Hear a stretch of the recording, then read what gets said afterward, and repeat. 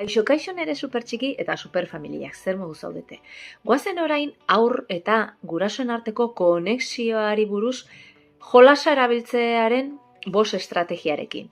Begira, egunero zure seme-alabekin 15 minutu jolastu. Bai, naiz eta ez euki denbora gehiegi, pixkatxo bat eskaini.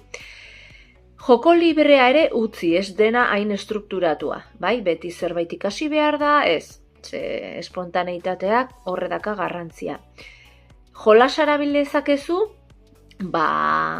konektatzeko umearekin, arazoren bat edo gatazkaren bat euki duzunean. Benga, orduan esango diozu. Benga, orain zu izango xamatxo, eta nik lo egin nahi ez duen semea, bai? Gero, goazen behatzea nola jolasten duen gure seme-alabak gelditu gabe, bai? Horrela bere emozioak behatu ditzakegu.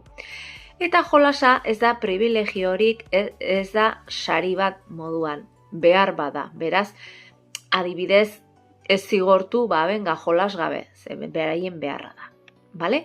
Egu berri hauetan, asko jolastu, eta nere trilogia ere irakurri. Benga, muxo handi bat.